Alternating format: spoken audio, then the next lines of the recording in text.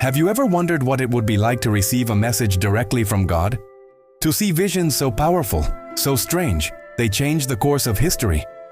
Today, we journey back in time to meet one of the most extraordinary prophets of the Old Testament, Ezekiel. Ezekiel's story begins in a time of great turmoil. He was a priest in Jerusalem, but his life was turned upside down when he was taken into exile in Babylon along with his people. It was there, by the river Chebar, that his prophetic journey began. Imagine this: the heavens open, and Ezekiel sees a whirlwind, flashing fire, and in the center 4 incredible living creatures. Each had 4 faces: a man, a lion, an ox, and an eagle, and they moved like lightning. Above them was a throne, and on that throne a figure shimmering like fire, the very glory of the Lord. This was Ezekiel's calling. God chose him to be a watchman for the house of Israel. His mission was tough: to deliver God's messages to a rebellious and disheartened people. He didn't just speak, he lived his prophecies.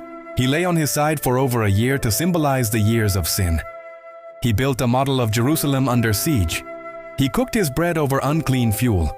His life became a living, breathing sermon, a dramatic performance to wake up a nation that had turned away. One of his most famous prophecies is the vision of the Valley of Dry Bones. God takes Ezekiel to a valley filled with bones, dry and scattered. God asks him, "Son of man, can these bones live?" Ezekiel wisely answers, "O sovereign Lord, you alone know." Then, God commands him to prophesy to the bones. As Ezekiel speaks, a rattling sound echoes through the valley. Bones come together, tendons and flesh appear, and skin covers them, but they are still lifeless. God commands him to prophesy again, this time to the breath, to the spirit. As he does, breath enters the bodies, and they stand up, a vast army, alive again. This powerful vision wasn't about raising the dead. It was a message of hope for the exiled Israelites. It was God's promise that even though their nation seemed dead and their hope was lost, He would breathe new life into them, restore them, and bring them back to their land.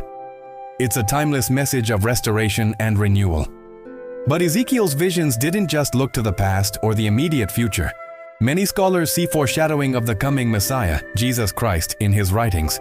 Ezekiel speaks of a future shepherd, a David, who will care for God's flock. He says, "I will place over them one shepherd, my servant David, and he will tend them and be their shepherd." This points to Jesus, the Good Shepherd, who lays down his life for his sheep.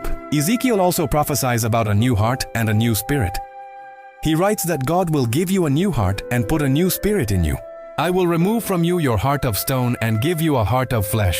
This echoes the Christian promise of spiritual rebirth through faith in Christ, where our old, hardened nature is replaced by a new, living relationship with God. From bizarre visions to profound prophecies of hope, Ezekiel's message is as relevant today as it was thousands of years ago. He reminds us that even in our darkest moments of exile, God has a plan for restoration and renewal. He is the watchman who calls us back, offering us a new heart and a new spirit through the ultimate Good Shepherd. Thank you so much for joining me on this deep dive into the life of Ezekiel. If you found this story as fascinating as I do, please hit that like button, subscribe to the channel, and ring the bell so you don't miss our next journey into history. See you in the next video.